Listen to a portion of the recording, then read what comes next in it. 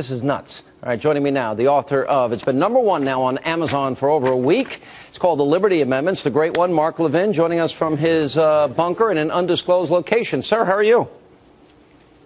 I'm good. How are you, Sean? I guess next they'll be singing songs to Castro after this, Mark. Yeah, why not? I mean, we're adopting the Castro agenda, aren't we? ObamaCare is not only is it a complete disaster, but I'm afraid, Sean, we're never going to get rid of it because the Republicans don't want to get rid of it. And instead of taking on Obama and taking on the left, they're taking on the conservatives and the constitutionalists and attacking them, telling us to wait till tomorrow and the next day. These French Republicans, they're always surrendering. And the fact of the matter is, if they're not going to use the power of the purse to at least attack the discretionary funding, or if they're not going to use the power of the purse in the House to pass a continuing resolution that funds part of the government but not this part of the government, what's left? Once this thing is instituted, it's not going to implode. I hear this, oh, the law's going to implode. Have you ever heard of an imploding law? No, never. You have to repeal a law. You have to defund a law. Laws don't implode. I don't even know what they're talking about. Well, for me, Mark, this is a line in the sand because every one of these guys ran on repealing Obamacare and replacing it. Every one of them. And I know the House, they had all these, I guess, symbolic votes to repeal it, but none of them had teeth in it. Now's a moment of truth. And if they don't do it, as far as I'm concerned, they're not any better than the Democrats because they're not even fighting. They don't represent anything different. And they won't even fight. I mean, you got to give this to the left. They never give up. They fought for 100 years for government-run health care. These guys can't even fight for 2 weeks. All the government might shut down and we'll get blamed for it. See this list here? Sorry, I left my third grade whiteboard at home. I actually graduated high school and I use what's called paper. See this list here? These are all the times the federal government has been shut down. Republican presidents, Democrat presidents, Republican houses and Senates, Democrat houses and Senate. They talk about a political catastrophe if we shut down the government like we did in 95 and 96 for 3 weeks. Sean, we gained 2 seats in the Senate. Lost 9 in the House after a big House win. These were soft House seats.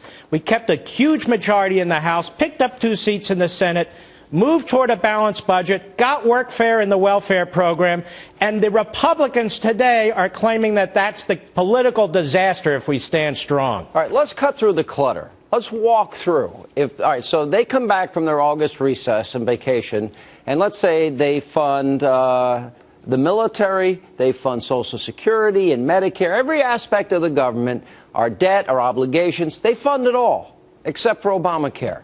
Then they send it over to the Senate, the majority. They have the power of the purse in the House. Let's walk through this. So the government is fully funded but for Obamacare. Then it goes to the Senate. Let's say they don't pick it up. Then who's responsible? Well, they're afraid that they don't have the intelligence, the confidence, the knowledge, or the ability to articulate who's actually shutting down the government.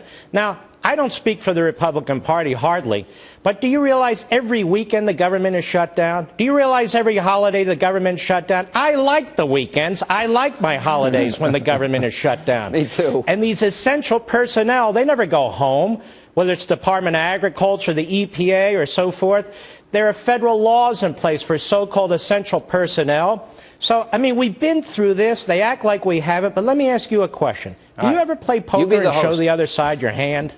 Well, Never. Do you show the other side your hand? They're running around saying, don't shut down the government, don't shut down the government. And so what does Obama say? They're going to shut down the government. I mean, I've never seen such incompetent politics by these Republicans. It's worse than incompetence. It's cowardly.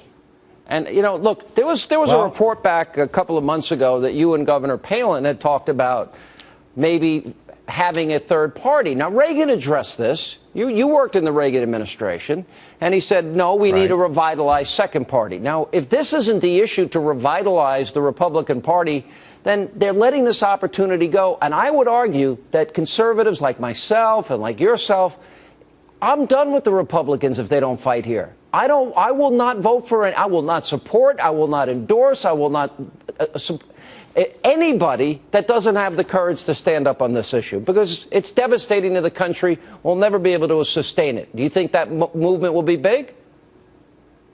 I think so. I think it's certainly possible. Here's the thing. The American people don't even like this law. The more they learn about it, the more of it that's implemented, and Obama's trying to hide parts of it until after the midterm elections, the worse it's going to be. Can you imagine? The Republicans are being handed an issue of a generation.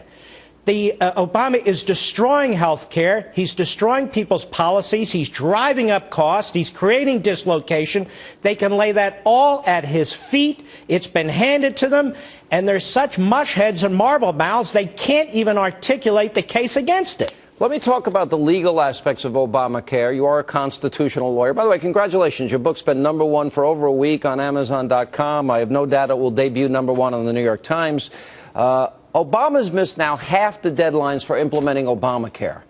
Now, this was not even passed, as far as I'm concerned, in a legal fashion. From a legal point of view, if that's the law and the deadlines are not met, does the president unilaterally have the authority to say he's not going to implement, for example, the employer mandate or any of the other areas where they put in delays?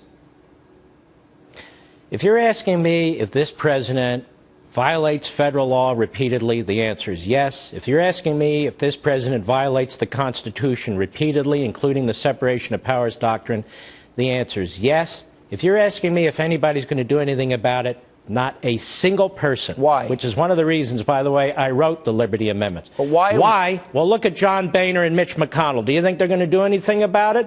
The Supreme Court gave its imprimatur to not only an unconstitutional law, it rewrote the Constitution and rewrote the law to put it in place. This is the point. If we think that we're going to have some kind of liberty reformation or revitalization of our Constitution with a federal government that has created its own design, with Democrats who keep dragging us over the cliff and Republicans who keep standing there watching, we're not, which is the reason I wrote the book in the first place. What do you make of the challenges now that exist for incumbent senators like Lindsey Graham and Lamar Alexander? You're getting these Tea Party candidates now stepping up, and they're challenging them. Do you think that they're viable alternatives and that these guys may pay a price for not fighting? I don't know every candidate in every case, but I say more power to them. We need as many capable, articulate, to the extent we can get them well-funded candidates to challenge these French Republicans as possible.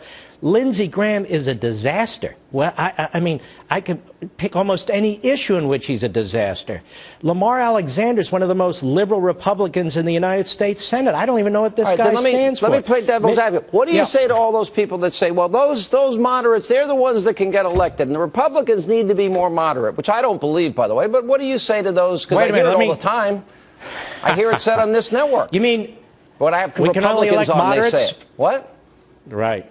We can only elect moderates from South Carolina, Tennessee, and Kentucky? I don't think that's accurate at all. We can elect solid conservatives from those states, and in the past we have.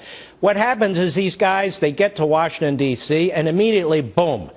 Rather than them representing us in Washington, they represent the federal government to us, and they're trying to convince us to go along. I've had it. You've had it. Millions of us have had it. All right, we're going to take a break. We'll come back more with the great one, Mark Levin, his new book, The Liberty Amendments, in bookstores everywhere. Later.